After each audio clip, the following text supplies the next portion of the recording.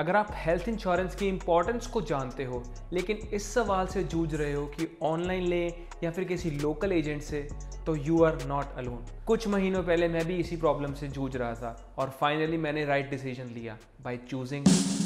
अरे अभी थोड़ी बताऊंगा, पूरी वीडियो देखो, पता चल जाएगा। टोटल इंश्योरेंस खरीदने वालों में से 48% ऑनलाइन मीडियम्स इसलिए प्रेफर करते हैं क्योंकि उन्हें लगता है कि इससे कॉस्ट सेविंग होती है, और होती भी है क्योंकि ऑनलाइन इंश्योरेंस खरीदने से आपको 5 से 10% का इजी डिस्काउंट मिल जाता है क्योंकि मिडलमैन कम होते हैं। सेकेंड रीजन है कन्वीनियंस एंड स्पीड। सारा प्रोसेस डिजिटल होता है, आपको कोई पेपर वर्क करके नहीं देना होता है और आपको किसी के लिए वेट भी नहीं करनी एजेंट के लिए कि वो आपको कोड्स ला के देगा, प्लान कंपेयर करेगा। आप सब कुछ खुद कर सकते हो। थर्ड रीजन है ट्रांसपेरेंसी एंड कंपैरिजन। सारी इंफॉर्मेशन आपके सामने होती है और आप ऑनलाइन टूल्स को यूज करके इजीली उन्हें कंपेयर कर सकते हो to choose the best policy for you, और कोई सेल्स प्रेशर भी नहीं होता है। And the fourth reason is digitally native होना। हम जैसे यंगस्टर्स जो टेक सेवी होते हैं उन्हें ऑनलाइन चीज लेना बहुत पसंद है, इसलिए नेचुरली इंक्लाइन होते हैं कि हम ऑनलाइन पॉलिसी ले लें क्योंकि ये बहुत ही ईजियर साउंड करता है। लेकिन ऑनलाइन हेल्थ इंश्योरेंस लेने के कुछ नुकसान भी हैं, जैसे कि आपको कैसे पता कि कौन सी इंश्योरेंस कंपनी अच्छी है या उनका कौन सा प्लान अच्छा या बुरा है, कौन से फीचर्स आपको लेने चाहिए, और क्या इमरजेंसी के टाइम पर ये लोग फोन उठाएंगे। इनमें से कई प्रॉब्लम्स का मुझे खुद सामना करना पड़ा है। 2022 में मैंने ऑनलाइन हेल्थ इंश्योरेंस लिया था डायरेक्ट कंपनी की वेबसाइट से, जिसमें मेरे फादर, मदर, सिस्टर और मैं कवर्ड थे। और 2024 में जब मेरी सिस्टर को फीवर हुआ और वो एडमिट हुई तो मुझे कुछ नहीं पता था कि इंश्योरेंस को कैसे हॉस्पिटल में यूज किया जाता है। हॉस्पिटल वालों ने 10,000 रुपये जमा करने को बोला और मुझसे रूम की रिक्वायरमेंट पूछने लगे। अब मुझे उस टाइम पर कुछ नहीं पता था कि मुझे कौन सा रूम अलॉटेड है या मुझे कौन सा रूम इंश्योरेंस की पॉलिसी के हिसाब से लेना चाहिए। अगले दिन मैंने इंश्योरेंस वालों को फ़ोन किया क्योंकि मुझे जानना था कि क्या चल रहा है और कैसे प्रोसेस होता है। और दूसरी साइड पर वहाँ मेरी बहन मेरी एक फ्रेंड के साथ थी। तो जब मैंने फ़ोन लगाया तो मुझे IVR से कनेक्ट किया गया। बहुत सारे स्टेप्स फॉलो करने के बाद मैं किसी एजेंट के पास पहुंचा और मुझे पता चला कि कैसे को प्रोसेस को लीड करना है। और एंड ऑफ द डे जब हॉस्पिटल का बिल आया 35,000 रुपये एक दिन का, तो मुझे पता चला कि इंश्योरेंस वालों ने 30,000 पे किए हैं और मुझे 5,000 रुपये अपनी पॉकेट से पे करना है। मुझे तो सच में बहुत गुस्सा आया। आई वॉज लाइक कि मुझे 100% कवरेज मिलेगी लेकिन मुझे 5,000 रुपये क्यों देने पड़ रहे हैं। फिर से मैंने कॉल लगाया, फिर से 5-6 स्टेप्स फॉलो किए और तब जाकर किसी एजेंट से बात हुई। और बात करने के बाद मुझे पता चला कि मैंने कंज्यूमेबल्स का एड ऑन नहीं लिया था, इस वजह से मुझे अपनी पॉकेट से पे करने पड़े। कंज्यूमेबल्स जैसे कि थर्मोमीटर, ग्लव्स या ऐसी चीज़ें जो डिस्पोजेबल होती हैं। ये मुझे बताएगा कौन? मैंने इंश्योरेंस वालों को पूछा भी, आपने मुझे ये पॉलिसी बेचते टाइम बताया क्यों नहीं? आइडिया उनकी रिस्पॉन्सिबिलिटी बनती है कि वो मुझे एटलीस्ट ये तो बताए कि इस चीज़ की ज़रूरत पड़ सकती है, इस चीज़ की ज़रूरत नहीं पड़ेगी, तो इस पर पैसे मत खराब कीजिए। लेकिन they were all in for selling me the policy. Overall process to be honest smooth थी। हॉस्पिटल वालों को पहले से ही अप्रूवल दे दिया इंश्योरेंस वालों ने ताकि इलाज शुरू किया जा सके। लेकिन ज़रा सोच कर देखो, यहाँ पर अगर मेरे फादर होते, क्या वो ये सब हैंडल कर पाते? I mean, मेरे टेक सेवी होने का थोड़ा फायदा ये हो गया कि मैंने किसी तरीके से नंबर निकाला, बात करी और चीज़ों को समझा। लेकिन क्या मेरे फादर या कोई और इंसान जो टेक्नोलॉजी से इतना जुड़ा नहीं हुआ है, वो कैसे हैंडल करता? और कोई डिस्प्यूट आ जाता, सपोज क्लेम पास ही ना होता, हमें सारे पैसे जेब से देने पड़ते, तो कौन डिस्प्यूट को लड़ता, कौन फाइट करता? उसी दिन से मैंने सोच लिया था कि अब तो मैं एक ऑफलाइन पॉलिसी लूंगा कोई लोकल इंश्योरेंस एजेंट से।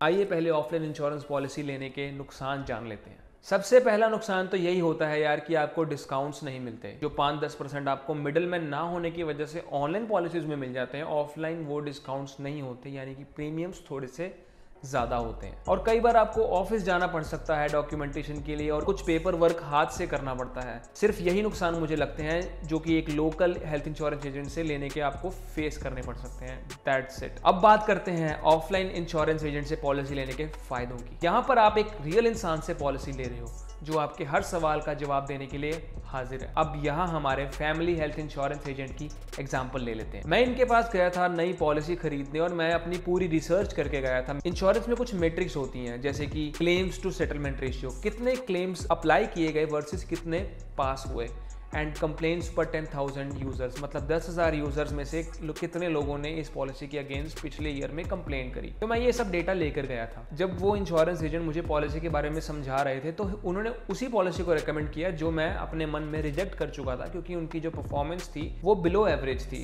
90% से कम का क्लेम टू सेटलमेंट रेशियो था और फॉर एवरी 10,000 यूजर्स उनकी कंप्लेंट्स भी बाकी इंश्योरेंस प्रोवाइडर से ज्यादा थी। तो मैंने ये इशू रेज किया। तब उन्होंने मुझे एक कॉन्सेप्ट समझाया। उन्होंने कहा कि जिस इंश्योरेंस प्रोवाइडर की मैं बात कर रहा हूं उसकी नॉर्थ इंडिया में बहुत हाई पेनिट्रेशन है। अब आप कमेंट्स में लिखिए मैं किस इंश्योरेंस प्रोवाइडर की बात कर रहा हूं। उन्होंने मुझे एग्जांपल के थ्रू समझाया कि अगर एक इंश्योरेंस प्रोवाइडर के एक सिटी में 10,000 यूजर्स हैं और दूसरी कंपनी के सेम सिटी में 2,000 यूजर्स हैं, तो किसकी कंप्लेंट ज्यादा आएंगी?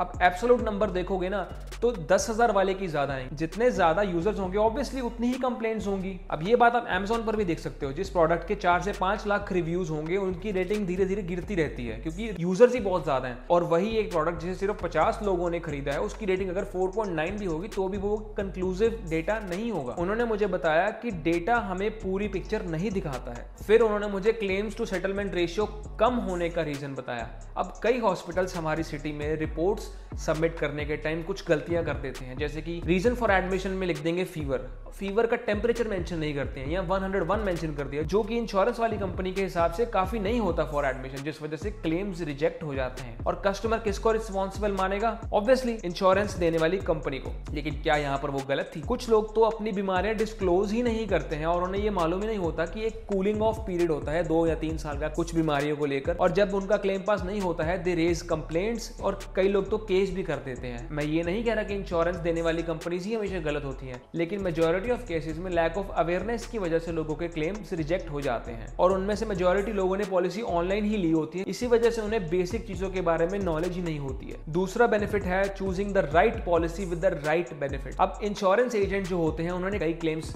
प्रोसेस करवाने में लोगों की हेल्प की होती है, जिस वजह से उन्हें एक्सपीरियंस हो जाता है। उन्हें पता होता है कि किस किस एड ऑन फीचर की रिक्वायरमेंट है और कौन सा एड ऑन फीचर एक गिमिक है, सिर्फ पैसे लेने का तरीका है। फॉर एग्जाम्पल मेरे 5,000 रुपए जेब से इसलिए गए क्योंकि मैंने कंज्यूमेबल्स ऐड नहीं किए थे और ऑनलाइन लेने की वजह से मुझे ये किसी ने नहीं बताया, लेकिन उन्होंने मुझे इंस्टेंटली बता दिया कि कंज्यूमेबल्स आपको ऐड ऑन करवाना ही करवाना है, बाकी फीचर्स चाहे आप लो या ना लो। तीसरा बेनिफिट है कि these people are just 1 call away. आपको कोई IVR की वेट नहीं करनी, दिन हो या रात हो। अगर आपने right insurance agent locally choose कर लिया तो बस आपको सिर्फ एक कॉल करनी है and rest of the process ये खुद देख लेते हैं। मेरे कई रिलेटिव्स ने इनसे इंश्योरेंस पॉलिसी खरीदी है and whenever he is required he is just 1 call away. हमेशा उन्होंने हेल्प की है और कई बार डिस्प्यूट भी हुए हैं तो उन्होंने हमारे डिस्प्यूट इंश्योरेंस कंपनी से इजीली रिजॉल्व करवाने में और मैक्सिमम अमाउंट दिलवाने में हेल्प की है, क्योंकि भाई इनके लिंक्स होते हैं, इन्हें पता है चीजें कैसे चलती हैं। लेकिन अगर आप कस्टमर सपोर्ट को कॉल करोगे ना ऑनलाइन पॉलिसी के केस में तो आपकी कोई सुनवाई नहीं होगी। करते रहो केस, फिर कुछ नहीं होता। और सबसे बड़ा रीजन होता है रेपुटेशन। ये लोग, मैं सबकी बात नहीं कर रहा लेकिन रिलायबल वंस, ये लोग काफी सालों से लोकली बिजनेस कर रहे होते हैं। स्पेशली टियर 2 और टियर 3 सिटीज में ये आपको मिसगाइड करना अफोर्ड ही नहीं करते हैं। भाई आप इनका गला पकड़ लोगे, लोग जाकर पीटने लग जाएंगे, अगली बार कोई इंश्योरेंस खरीदेगा नहीं इनसे। इस वजह से ये लोग हमेशा कोशिश करते हैं कि मिनिमम से मिनिमम ही लोगों को मिसगाइड किया जाए और उन्हें अच्छी पॉलिसी ही दे दी जाए। अब यहाँ पर मैं ये नहीं कह रहा कि लोकल इंश्योरेंस एजेंट्स भगवान होते हैं या मुझे कोई इसका कोई बेनिफिट मिल रहा है। आपने देखा होगा कि मैंने ना किसी इंश्योरेंस एजेंट का नाम लिया है इस पूरी वीडियो में, ना ही किसी इंश्योरेंस प्रोवाइडर का। लेकिन मैं ये बोल रहा हूँ कि लोकल इंश्योरेंस प्रोवाइडर से लेने से धोखे की प्रोबेबिलिटी है वो काफी कम हो जाती है। और जब बात हमारे लव्ड वंस की आती है, हमारी फैमिली की आती है, चाहे कितने भी आप बड़े हो, स्ट्रेस जरूर आ जाती है। और इंश्योरेंस क्लेम के टाइम पर या मेडिकल इमरजेंसी के टाइम पर आप कस्टमर सपोर्ट से बात करोगे या अपने घर वालों का ध्यान रखोगे। इसलिए अगर कुछ पैसे ज्यादा देने से और प्रीमियम थोड़ा सा ज्यादा भरने से अगर आपको मन की शांति मिलती है तो प्लीज लोकल इंसान से ही प्रीमियम लिया कीजिए। कल को कुछ गलत हो भी जाए